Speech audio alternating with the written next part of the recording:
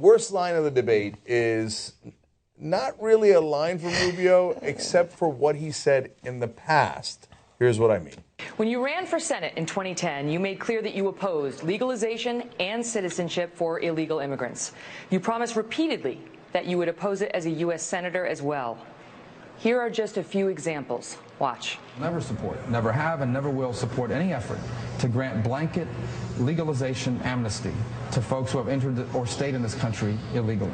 First of all, earned path to citizenship is basically code for amnesty. It's what they call it. And the reality of it is this. It is unfair to the people that have legally entered this country to create an alternative pathway for individuals who entered illegally and knowingly did so. You cannot grant amnesty. If the American people see us grant amnesty, they will never again believe in legal immigration. They will never again support it. And that's wrong for our country, bad for our future. Within 2 years of getting elected, you were co-sponsoring legislation to create a path to citizenship. In your words, amnesty.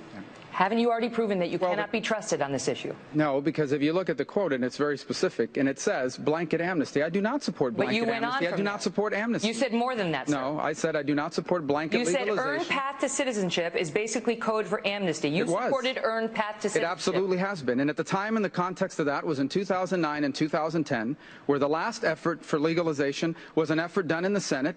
It was an effort led by several people that provided almost an instant path with very little obstacles moving forward. What I've always said is this issue does need to be solved. They've been talking about this issue for 30 years, and nothing ever happens.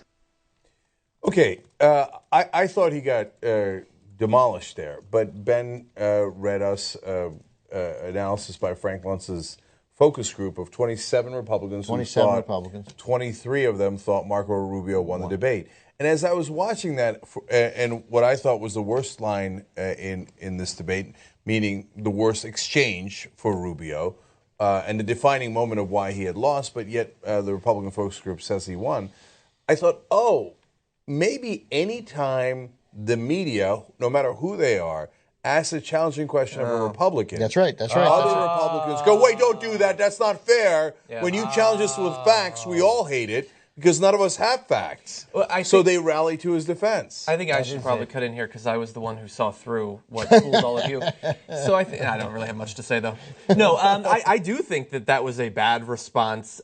We didn't hear too much of we've had the crowd boo the moderators multiple times in Republican debates, although I don't think ever in a Democratic debate this year. And we had them boo Ted Cruz when he was implying that they were being too hard on him. So I think that's a possibility.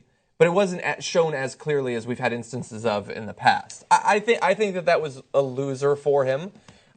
She defended herself. She cut in when he was trying to cloud the waters with his talk of exactly what word he said.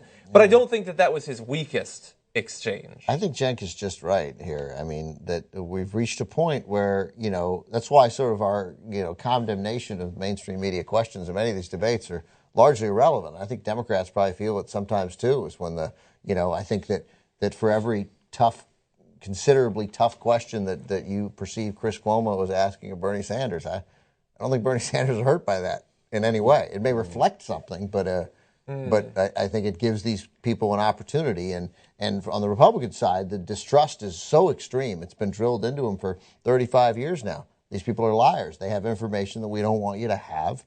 So quiet. All of them, and of course we know that when we talk about the mainstream media, it's a silly blanket statement because some of them are excellent. Some of them provide the key details which enable us to do these shows, and some of them are clowns. But having them gang up on your guy is a win. Mm-hmm. It might be. Yeah. I mean, that's what I think what we're seeing here. It's so interesting that just by the definition, by the very fact that you have been rightfully attacked and shown to be a hypocrite, you get Republican support. I think that Ben made a good point there because we know exactly how we responded a couple of times during the Democratic Forum when he would say, you're punishing them. Like it was so clearly trying to get something out of him. But I got to say, though, there's a lot of truth in that, but it's not entirely true. And the reason I say that is that how many times have we said in a Democratic debate, that's a tough but fair question. We have, yeah. Right. Many times, right? And so and sometimes we say that is an unfair question. So when you say, hey, you're punishing the rich and you say the word punish 4 times, you framed it in a completely Republican way. And and are actually actively attacking him and not with the truth, right? Yeah. But if you say to him, hey, you know, a number of questions that has been asked of Bernie Sanders throughout all the debates, we go, fair question, tough question. I hope they ask Hillary tough questions as well. I feel like I've said that at least a dozen times. So whereas the Republicans are like, no, if you ask someone a tough question, especially if it looks like you got him. Remember, the original Megyn Kelly-Trump battle was because Megyn Kelly quoted Donald Trump. Yeah. Like that, even that makes them super angry, right? So if they quoted Bernie Sanders, I can't see me getting angry, especially because he's there. If they quoted him out of context, he'd be able to say, hey, wait a minute, that's out of context. Yeah, and here's they misquote. You're a self-described socialist. Right. That's a misquote. And they ask tough questions to Bernie Sanders about his gun record. And he sometimes he has an okay answer and sometimes he doesn't have a very good answer. Yeah. Right? And that's totally fair. Yeah.